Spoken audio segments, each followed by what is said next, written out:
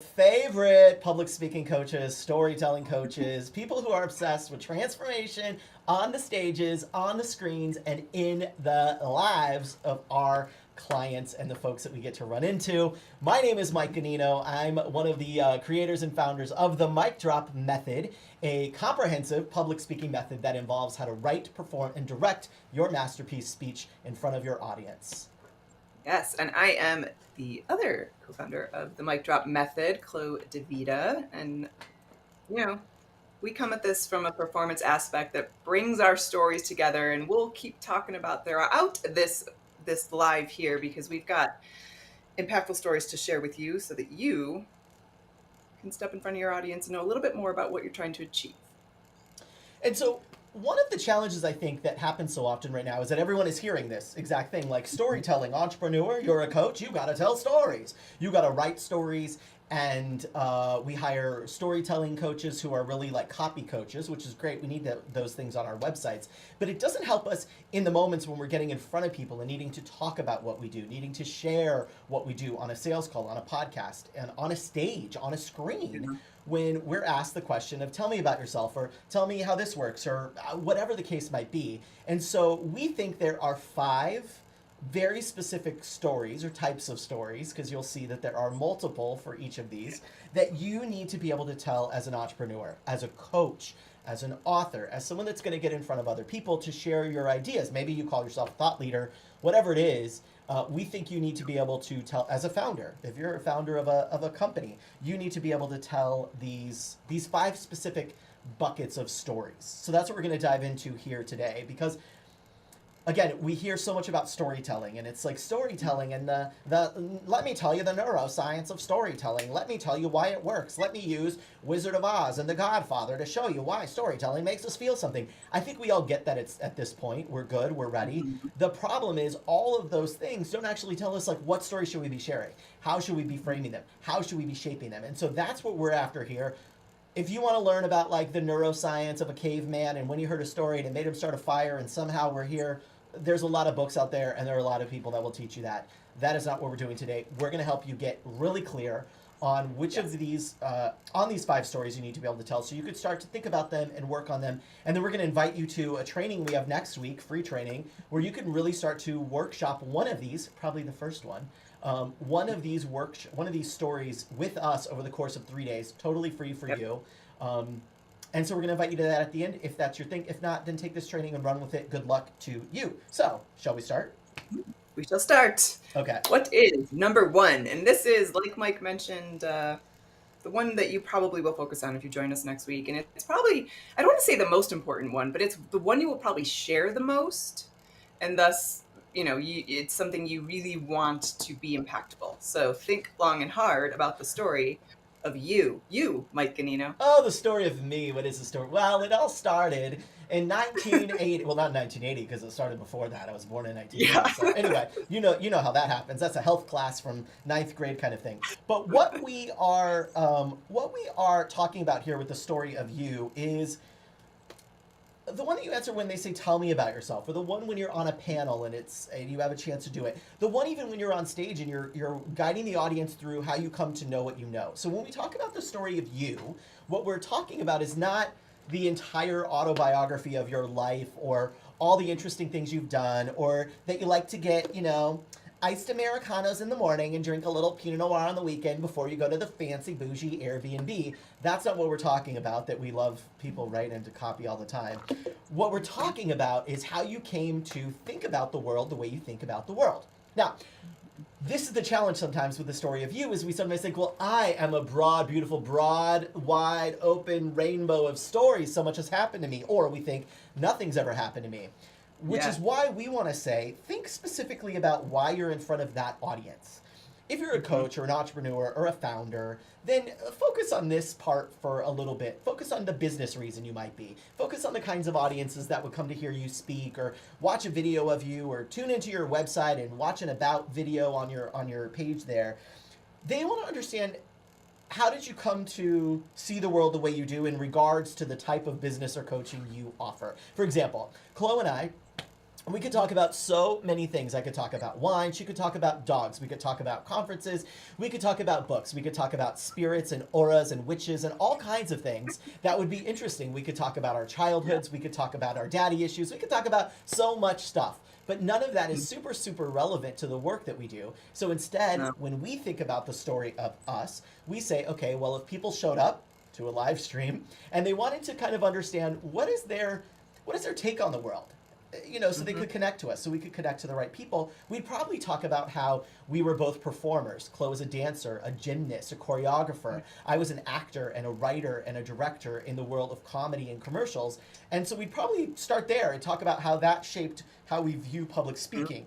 And you can tell by what is in the mic drop method, how to write, perform, and direct your own transformational speech, that all makes sense. So who would we attract? Well, we don't attract people to our business who are like super like, I just want to talk about human resources and accounting only. We attract people who want to be transformational on stages, who want to get in front of people and really move them. How do we do that? Not by telling the other people they can't come in, but by sharing our story so clearly that it resonates with people and they see, I'm looking for a little bit of that. That's the kind of thing I'm into. And we never have to talk about what kind of wine we like or coffee or our favorite type of sourdough bread. We don't have to do any of those things because we focus on how we came to look at the world the way we do. And we tell that in our you story, or us story, really. Yeah. And it's all about the perspective, like that key piece about why we look at the work that we do in the way that we do. Because that's really the thing your audience is going to connect with and want to say, ooh, I need more of them because I like that perspective and I get that perspective and I connect with it. So you have to keep that audience in mind the whole time and make sure you're sharing that in the way that makes them say, I need more. I need more. Give me more. And a way that makes them say, ooh, that's the way that I look at the world, or that's the way I want to see the world if it's aspirational for them. And those are the best kind of clients for you. Those are the people who are really going to say, ooh, sign me up. I'm interested in that. And the rest of it becomes much easier once you understand your you story. That's the one I think is most important to start with, because the rest of them could kind of crescendo out from there. Yes. Yep. And it's important to remember that in your you story, you're going to share it all over, right? That's what we talk. You're going to tell it the most. You're going to share it on podcasts. You might be on stages, coaching your community, whatever it is, wherever you're sharing it. You may find that while the perspective you have and how you got it never changes, some of the specifics or the way in which you connect with that audience might change. And that's where it gets nitty gritty. Yeah. And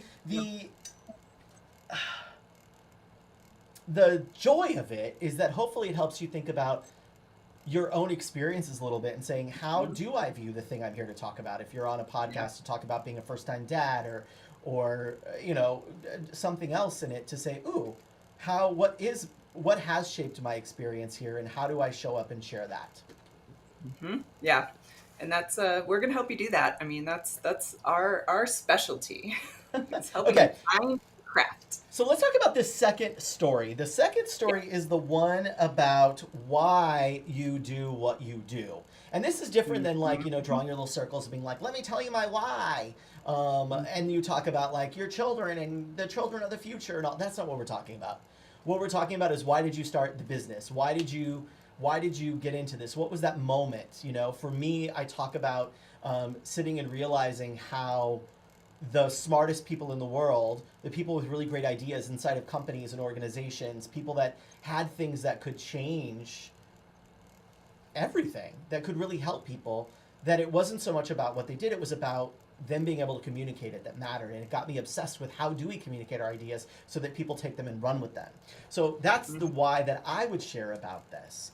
Not, I tell stories because I want, yada yada, I love it and it makes me feel alive and the world should tell it. What we want to think about is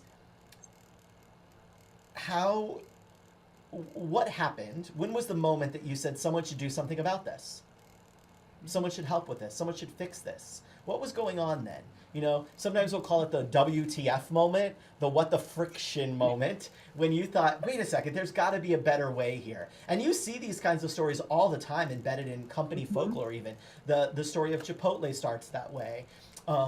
The story of Apple starts that way. The story of Southwest starts that way, where somebody said, "Wait a second, there's got to be a better way." And you could see how those are slightly different than the founder story of those companies, the you story of those Yep. companies, versus the why of those companies' stories. So for you in your work, thinking about when was that moment that you said, "There's got to be a better way to do this. There's got to be something." What was it? The little je ne sais quoi that is you, Mhm. because this Mhm. is another example for you to show your people what you stand for, what you believe. And if they're sitting in there thinking, you know what, I've thought that too. I've thought, why doesn't someone figure this out? Okay, wait a second. This is my person because they're thinking the same thing. They're a couple steps ahead of me. Let me listen to them. So that why story is really critical for that reason. Yeah. And it's also really important when you're thinking about your why story to start at the point of impact, basically. I think one of the things we see a lot, and one of the reasons a lot of why stories maybe don't resonate with the audience, is that you spend a lot of time in the details about how you got to the why versus just that inciting moment where it was like, and this is what happened and why. Yeah. Those are the impactful stories. Yeah, it's like that idea of like, oh well, I was working in a, I was, I was doing this and I was doing this and I was doing this versus like, let's just get it down. If you think about, the TV show The Nanny, you remember that show, The Hmm. Nanny? It's on all the Hmm. time still. Yeah. And the very beginning of that, the theme song, back when shows used to have theme songs like that, it starts off like, where her boyfriend kicked her out in one of those crushing scenes. Where was she to go? What was she to do? She's out on her fanny. Right away, oh no, what is she going to do? She's out on her fanny. It wasn't like, oh, so there was this girl and she grew up a long time over there. And for a long time, she was a cosmetologist and she wasn't really fulfilled, but she kind of was. And she was with this guy named Joey. We don't get all that. We get right away. She Yep. was out on her butt and Joe, we get it right away. Yep. That's what we want to get to with this is we don't need so much of like how you got there. We want to know once you were there, what was the moment you said, what? What? Why? Yeah. Someone's got to do something. And then you did. You went about. Yep. This is another way that you start to create a movement with your work as well, where other people say, ooh, I want to get on that. I want to be part of that world. And I think that, we try to do that with the mic drop method around like really being transformational in the work, realizing that it is a gift and a responsibility to be on the platform, on a screen, on a stage, wherever it is, with someone's time in your hands. Why not do your best job to actually transform them? And that we believe that whole process of it is about being embodied and really feeling all of that. And so other people are going to say, I want to live in that world. Perfect. That's exactly what you want to do with your why story. Mm-hmm. Yes. Love the you story, love the why story. The next story that we have to talk about is the where story. See a theme here? You, why, where? The where story. This is a little bit different because the where Yeah. story is kind of like you sharing your vision of what you think the world could look like. So this is you Mm-hmm. saying what you think could happen. And this can get Mm-hmm. embedded in all kind of places, in podcast Yep. interviews. In our work, we call this the promised land or the kingdom is brighter moment in the Mm-hmm. transformational narrative that we teach people to use when writing speeches, which is so much better than the tell them what you're going to tell them speech, Mm-hmm. if I do say so myself. But the vision, the where story is about where are you taking us? Where are we going? Yeah. What's it look like over there? This may be through a testimonial that you craft a little bit differently than we normally do. It might be through a promised land version of like, look at what's happened for me over here. Look at what I see could be happening. Imagine that this is what it's like. When we talk about the where story, that's what we're really saying is describe my life or the life of someone like me who's already done it in a way that makes me say, ooh, I'm interested in that. I better get some of that. That sounds like a place I want to go. Like if I'm waiting on a bus and you're going to take me to the destination, what's on the front of that bus where it says, ooh, I'm going to the mall. I better get on. How can you Mm-hmm. tell the where story in your work so people can clearly say, that's the destination I'm interested in, sign me up? Yep. And a big key piece to the where story is making sure that you're sharing it in a way so the audience believes it's possible. Right? Because if you create some imaginary land that seems fantastical and wonderful, and we're like, ooh, we want to be there, but we don't actually believe it's possible, then it's real hard to buy in. Yeah. Yeah. It's that whole idea of like, we want to be early adopters, but we don't want to be the first adopter. We want someone Yeah. else. Have you done it? Have you tried it? Is it working? Mhm. This is actually Yep. happening right now in our community. There's a new I think it's Frontier or Google or someone has the new like FiOS fiber optic cable, Mm. but not it's like this the little row of my friends on my street. None of us want to be the first one to get it because it's like I don't want to go through the hassle of getting rid of my service now. We get that one and it's worse or not better, it doesn't work. So we want someone else to do it first. Say it's great, the internet's flowing, the streaming is flowing, and then we'll say, okay, great, now I'll sign up. I don't want to be the 20th one to sign up, but I don't want to be the first either. Yep. We need those Yep. examples, Yeah. like Chloe said. Mm-hmm. Yeah. So where really, really, take us to the place that we can see and understand that perspective that you have in a way that impacts us and makes us go, yes, that is what I want. Yes, take me there. Mm-hmm. Okay, the All fourth right. one is the how story. And this one, a lot Mm-hmm. of entrepreneurs and coaches have lots of opportunities to tell this. This is how things get done. This is about your values. This is Mm-hmm. about your service system. This is about all of those things. So a lot of times people will share their values and it'll be like a dictionary definition of like, I believe in integrity, which means this and that. And it doesn't do anything to really like put into, to humanize that idea. So all the time we're telling people, instead of telling us what it is, give us, put us in it, show us an example of how it worked. So if you're going to say that like you're someone who really protects the community, you're building a community and you protect the community, how? Just because you say that? Or is there an example of a time when somebody went too far and you had to make the difficult decision of saying, not in my house? Tell us about Mm-hmm. that. If you're going to say that you are believe in a specific way of serving customers or clients, then can you show us some real life examples, some stories of that happening? Yes. That's really powerful. If you have a company where you're, maybe you're bringing team members on, you're adding a couple people to your coaching staff, you telling them this is how we work is nowhere near as valuable of giving them real life examples they might find themselves in and showing them how someone else like them handled it. All right. Mm-hmm. All the time I see our peers in the coaching industry adding people to their teams and then being upset that like, well, they didn't do this and they didn't know how to do this and they just weren't my vibe or they just weren't that. And I say like, well, show me like how did you train them? How did you welcome them? How did you tell them how you do things? And it's like, well, we say right here, we believe that da da da da da. It's like, okay, but did you show them how that might be a challenge? Like, when is a time when someone was challenged with that and they had to make the decision to do the right thing to honor the value? Did you have, well, no. Okay, well, no wonder the person didn't know what was expected. And so the how Mm-hmm. story is a great way internally and externally to really bring those values to life and not just give us a lip service to what matters to you, but really show us that it mattered by, and if it is something you value and it matters, then you should have a whole bunch of examples to share with us of times you've brought it to life, right?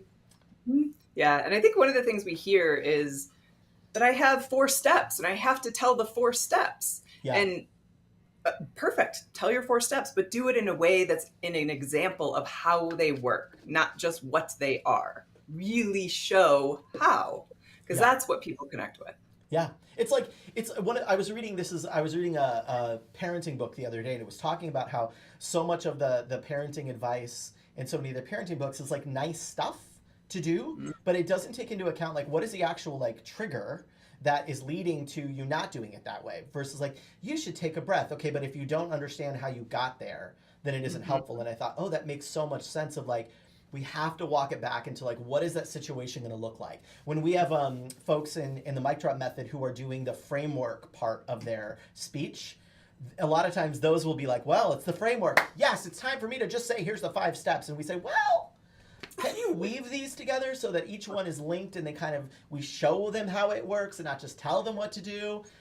Because it's just so much more valuable. They're going to remember it so much more. And they're going to find themselves in a situation and they're going to say, oh, I remember now what happened before. I remember what the example was of what to do. Okay, I know how to handle this, or I know how this will be handled if I'm a client of this person. Yes.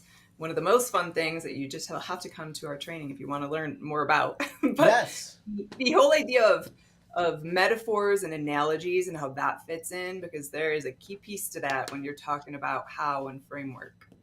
Yeah, yeah, putting it all together and really showing them the image. And the last one, speaking of showing them things, is showing them the things that they aren't telling you in a thoughtful way. So what does this mean? I'm talking about the story of their unspoken thoughts.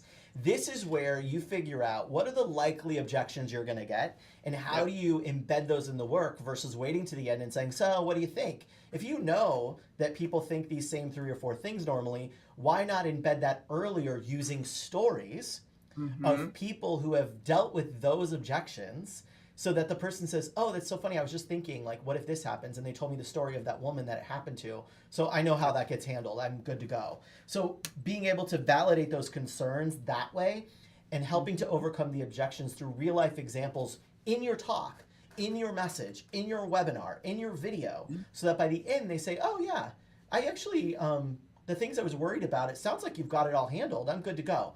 Those are the unspoken thoughts that we can tell stories about throughout our work as well. Yep. And I think for us, one of the ones is one of the things that's very common that people do is write their stories. And then they're working with the written word, which is different than the spoken word. And so they have this like little jar that kind of happens in their brain when they go to try to say it out loud. And so when you're thinking about overcoming objections, have a conversation with somebody. So you see what actually flows naturally from here versus here, because when we speak, we have to keep speaking. There's no backspacing, right? It doesn't happen. I've heard that before. Yes, I know. Me too. I learned it from a really, really great guy. But it's more of a tool to use when you're thinking about, okay, what do people object to? Talk about it. Don't just write about it. Yeah.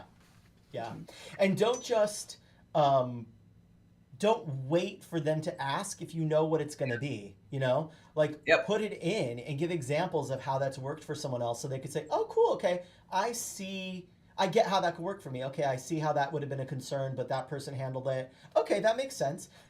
Guiding them through that way is such a more powerful way for you to share your ideas with them.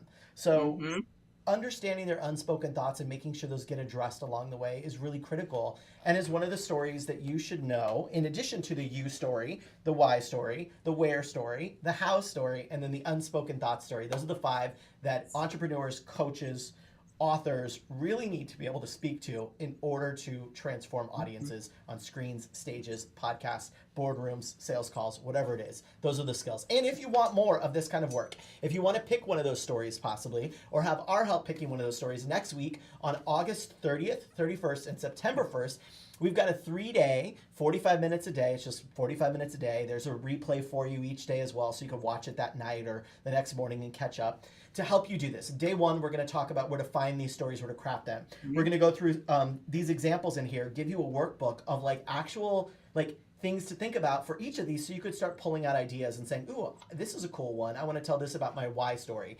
Day 2, we're going to talk about how to start shaping those, how to bring them to life, how to embody them a little bit. Because as Chloe was saying with the backspacing idea and writing, this isn't a copywriting exercise. This is a messenger exercise. So you have to be able to deliver this story. So how do we do that? Day 1, we start putting together, choosing the story. Day 2, we start really embodying it and bringing it to life. And then day 3, on September 1st, 45 minutes each day, we are going to talk about how to produce this, how to put it all together, how to bring it to podcasts, panels, shows. How does it look? How do you strengthen it, shorten it? How would you put it in a talk? All of those things. That's free for you. Yep. And then we've also got a VIP version. So if you also want to be able to ask us questions each day and to be in a private Zoom with us, you'll be able to do that as well. And then we have a main stage version, which is on the final day, we're going to do a hot seat with just a couple people. There's only 4 spots left for the hot seat. So we've been selling those, only 4 spots left, where you actually get to work with us on your story. We will work with you directly on the story that you pick. So day 1, you're going to pick one. Day 2, you're going to put it together. And day 3, you'll come with your story. We'll hot seat it with you. You'll get our take on it. You'll get our thoughts on it, and walk away with a polished story you could start that afternoon telling the world. So that's next week, August 30th, 31st, September 1st. Totally free to join. We've got a couple of VIP options if you want to, if you're the kind of person that says, you know what, I want to invest in this. I want to be behind the scenes. We got you. We're ready to do it. And if you want to work with us directly on your story, this is the way to do it as well. So we've got all of those. You can find out more about that at mikeganino.com/story. How easy is that? mikeganino.com/story. That'll get you signed up. And if you want to do one of those access passes, you could do that as well. But come on in. It's totally free. We want to help you with this story. Yes. If you want to take one of these 5 and take it to the next level, we're ready for you. Come on in. We are ready for you. So, story performance, by the way, I want to get that in there because, like Mike talked about, we're performers and we're bringing that aspect to it. So, you're going to walk away with ideas you haven't heard before, but you're going to be able to implement right away, which I think is super important. And it's free. Free. We love that. And we got a workbook. We got all kinds of things for you. So Yeah. get in here, start telling your story.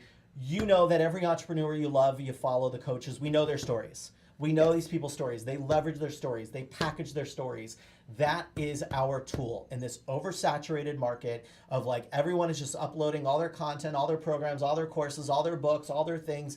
We are not short on content or ideas. What we are short on is reasons to connect with each other. So become one of those people that is a master at this, just like those folks that you follow, just like those folks that we repeat their stories. Become the person where people tell your story because you've told your story. That's what we want to help you do. We will see you next week to do just that at the Story Performance Workshop, mikeandino.com/story, or at the link above, below, to the side, somewhere over here. We'll see you there.